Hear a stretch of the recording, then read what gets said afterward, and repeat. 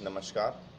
मैं doctor Rahul Parashar, assistant professor PG department of स्वस्थ university college of Ayurveda, doctor SR Rajasthan Ayurveda university Jodhpur.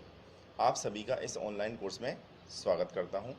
आज हमारा जो टॉपिक है वो है फर्स्ट रेगुलेटेड लाइफ पार्ट 1, जिसमें हम दिनचर्या से संबंधित बात करेंगे। पर ये सब चीज़ें हैं क्या, इसके बारे में कुछ हम देखते हैं। आयुर्वेद का प्रयोजन है स्वस्थस्य स्वास्थ्य रक्षणम आतुरस्य विकार प्रशमनम च, अर्थात स्वस्थ के स्वास्थ्य की रक्षा करना और आतुर के विकार का प्रशमन करना। इस काम के लिए या स्वस्थ के स्वास्थ्य की रक्षा करने के लिए रेगुलेटेड लाइफ स्टाइल में हम किन किन चीज़ों को काउंट करते हैं, वो है दिनचर्या, रात्रिचर्या, ऋतुचर्या। इस प्रकार से 3 तो हमारे पास चर्यात्र हैं। फिर पथ्य अपथ्य, किस टाइप का हमें भोजन लेना चाहिए, कौन सा भोजन हमारे लिए अच्छा है, कौन सा हमारे लिए अपथ्य है। इसके अलावा है आचार रसायन। आचार रसायन के बारे में हम इंडिविजुअल एक बार बात कर लेंगे। सद्व्रत जैसा है। सद्व्रत है गुड सोशल लाइफ, हम किस प्रकार का व्यवहार अपने दैनिक जीवन में और सभी लोगों के साथ और अपने स्वयं के शरीर के साथ, स्वयं के मन के साथ किस प्रकार से करते हैं, ये सभी के सभी आता है सद्व्रत के अंदर। दिनचर्या की शुरुआत हम सभी जानते हैं ब्रह्म मुहूर्त से होती है। ब्रह्म मुहूर्त का अर्थ है सूर्य उदय होने से लगभग 45 मिनट पहले का समय। यह समय प्राणवायु के लिए सबसे अच्छा सेचुरेटेड टाइम है, जहाँ पर ऑक्सीजन बहुत अच्छे से हमें अवेलेबल होती है, मन हमारा प्रसन्न होता है और हमारे सभी दोषों का अनुलोमन भी इस समय पर जागने से होता है। हाँ, एक चीज़ अवश्य ध्यान रखनी है कि अगर हम ऐसा माने कि आज सूर्योदय 6 बजे के आसपास हुआ है, तो फिर आज का ब्रह्म मुहूर्त सुबह 4:30 बजे से 5:15 बजे के बीच में होगा। और 5:15 बजे या 5 बजे उठना भी ब्रह्म मुहूर्त में जागरण के समान ही कहलाएगा। तो इस समय पर उठना मुझे लगता नहीं है किसी भी प्रकार से किसी व्यक्ति के लिए नुकसानदायक है, जैसा कि आप इस स्लाइड में देख पा रहे हैं।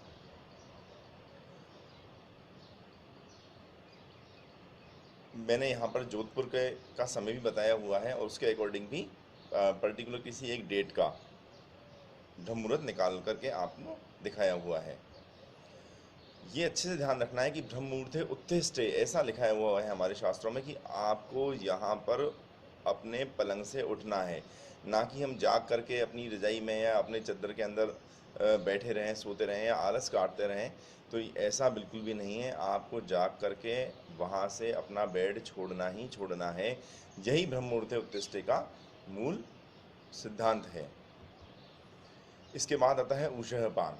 ऊषः पान का अर्थ है कि न बहुत अधिक गर्म, न बहुत अधिक ठंडा, पर हमारे पाचन तंत्र को नियमित रखने के लिए पानी का पीना। जैसे बहुत से लोग कॉपर वाटर भी पीते हैं, बहुत से लोग सामान्य जल का भी पान करते हैं। इसके बाद आता है ईश स्मरण। भगवान को सुबह सुबह प्रणाम करना चाहिए, क्योंकि जब हम रात को सो रहे थे हमें पता नहीं था कल हम जाग पाएंगे भी नहीं जाग पाएंगे, पर हम अच्छे भली प्रकार से जाग गए। इसका अर्थ ये है कि हमें ईश्वर को नमस्कार करना चाहिए। इसके बाद है मल मूत्र विसर्जन या मल मूत्र उत्सर्जन। हमारे जो भी मल मूत्र हैं उसके लिए हमें प्रयास करना चाहिए, पर जो पहला सिद्धांत और सबसे इम्पोर्टेंट सिद्धांत है वो है जात वेगः समुत्सृजेत, अर्थात जो वेग नहीं आ रहे हैं उनको बलपूर्वक नहीं निकालना चाहिए। थोड़ा गर्म पानी पिएं, थोड़ा घूमें, प्रयास करें, पर ऐसा नहीं है कि बस चले जाएं और जाकर के फिर वेगों के उत्सर्जन के लिए बहुत अधिक प्रयास करें। इससे कहीं ना कहीं हमारे अंदर रोगों की उत्पत्ति होती है। हम सभी लोग जानते हैं दंत धावन या और जिह्वा निर्लेखन। दांतों को बहुत अच्छे से साफ़ करना चाहिए। आप किसी भी टूथब्रश काम में ले सकते हैं, बहुत अच्छी अच्छी हर्बल टूथपेस्ट मार्केट में आती हैं, वो ले सकते हैं। दंत धावन के लिए बहुत सारे चूर्ण, दंत मंजन हमारे आयुर्वेद के अंदर अवेलेबल हैं और हम उनका काम में ले सकते हैं, पर हमें रोज़ नित्य दंत धावन करना चाहिए। दंत धावन के बाद एक शब्द है गार्गल। बहुत सारी रिसर्च के अंदर ऐसा देखा गया है, मैंने कुछ रिसर्च यहाँ डाली हुई भी हैं, कि सिंपल तिल तेल से गार्गल करने पर भी हमारी बैक्टीरियल ग्रोथ जो ओरल कैविटी में होती है वो कम हो जाती है। इसके बाद है मुखादि धावन। लोध्र आम्लक या से उबले हुए जल से या कच्चे दूध से, इन सभी से हमें मुख को अच्छे से साफ करना चाहिए। हमें शीतलता महसूस हो, यही मूल रूप से इसका सिद्धांत है। अंजन या आँखों में, जिसको एक नॉर्मल भाषा में हम काजल लगाना कहते हैं, काजल तो जो दीपक से बनाया जाता है वो तो इतना इम्पोर्टेंट नहीं है, पर बहुत सारी आई ड्रॉप्स मार्केट में अवेलेबल हैं जो किसी भी प्रकार की ना ही तो आँखों को इरिटेट करती हैं और आँखों की हमेशा रक्षा करती हैं। उसके लिए हमें नियमित रूप से आई ड्रॉप्स को काम में लेते रहना चाहिए। इसके बाद हमारे आयुर्वेद का एक बहुत मूलभूत सिद्धांत है नस्य। आजीवनम मरणम शस्त्रम ऐसे लिखा हुआ है, पूरे जीवन भर जन्म से लेकर के मृत्यु पर्यंत तक नस्य का उपयोग किया जा सकता है। 2-2 से 3 बूंद हर व्यक्ति को अपनी दोनों नेज़ल पैसेज में या दोनों नासाद्वारों में 2-2, 3-3 बूंद सिंपल सरसों के तेल का या तिल के तेल का या किसी भी मेडिकेटेड, जैसे अणु तेल है, षडबिंदु तेल है, जैसा कि आपके चिकित्सक आपको इस बारे में बताएं, उस तेल का नस्य जरूर लेना चाहिए। नस्य लेने से बाल बहुत अच्छे होते हैं। सभी ऊर्ध्व जतुरांग, मतलब हमें कर्ण, हमारी आँखें, हमारे नेत्र, हमारे हेयर्स, यहाँ तक कि हमारी मेधा शक्ति तक भी नस्य को लेने से बढ़ती है।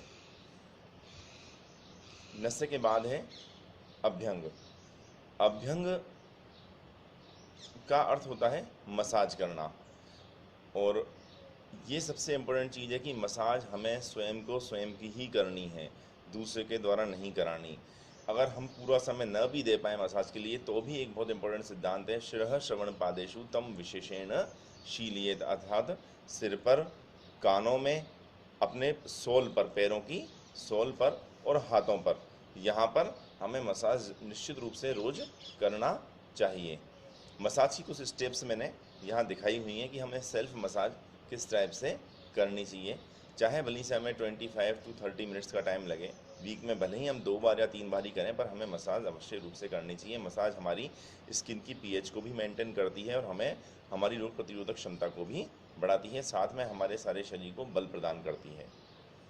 बहुत सारी स्टडीज़ ऐसी हुई हैं कि न्यू बॉर्न बेबीज़ को अगर मसाज कराई जाती है तो उनका वेट गेन होना शुरू हो जाता है। इसके बाद है व्यायाम। अगर हम बहुत अच्छे से व्यायाम किसी जिम में जाकर के न भी कर पाएँ तो घर पे सूर्य नमस्कार कर सकते हैं, एरोबिक्स कर सकते हैं।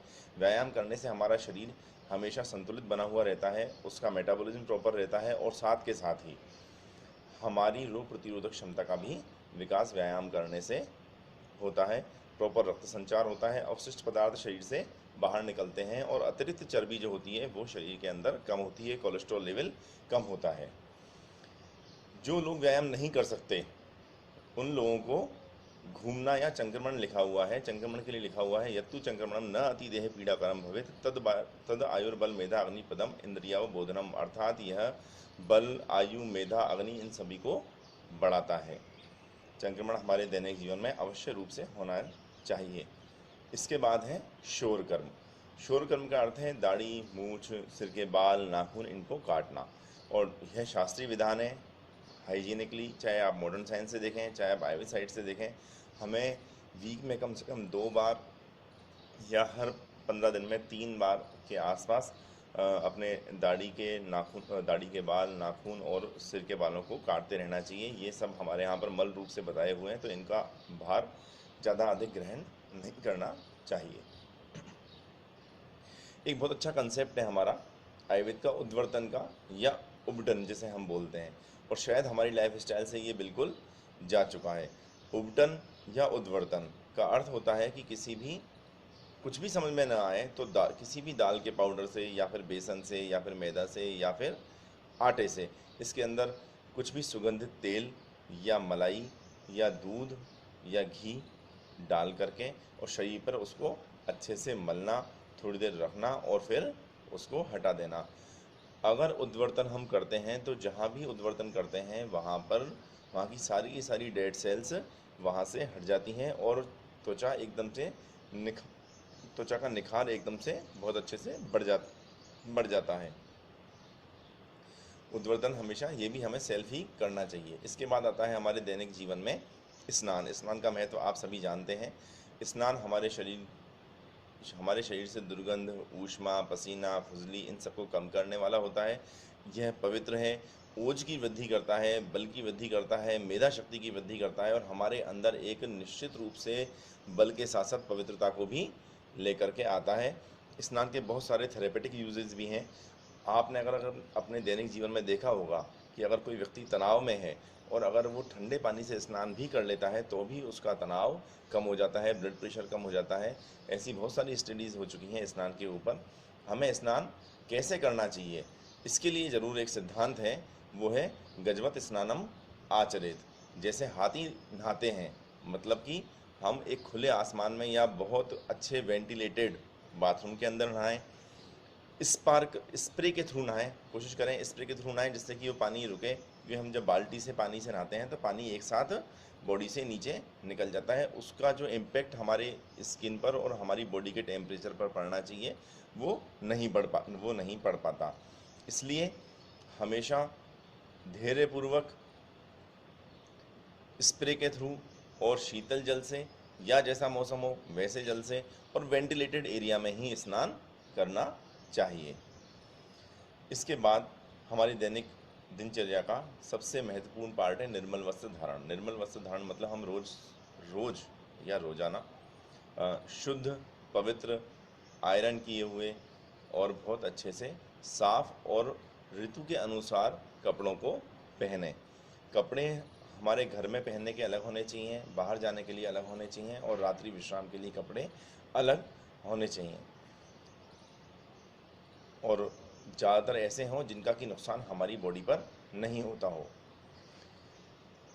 धूप धूल आदि से बचाव के लिए जब भी हम घर से बाहर जाएं तो हमें स्कार्फ लगा करके या छाता लगा करके या सनस्क्रीन लोशन लगा करके ही बाहर निकलना चाहिए।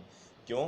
क्योंकि पहले के टाइम पर भी सर पर पगड़ी पहन करके मुंह को ढक करके तभी बाहर जाया जाता था। सूर्य की बहुत तेज़ किरणें होती हैं और स्पेशली गर्मी की ऋतु में तो निश्चित रूप से इनका उसका असर हमारी बॉडी के स्किन पर और हमारी बॉडी की स्किन पर और साथ ही साथ हमारे नेत्रों पर बहुत तीव्र प्रभाव पड़ता है। वैसे भी अभी तो इस कोरोना से बचाव के लिए मुंह ढक करके जाना ही हम सबके लिए श्रेष्ठ प्रद है। धन्यवाद। मुझे लगता है कि यह जो एक दिनचर्या का छोटा सा आपको इंट्रोडक्शन दिया निश्चित रूप से आपके जीवन के अंदर फ़ायदेमंद होगा।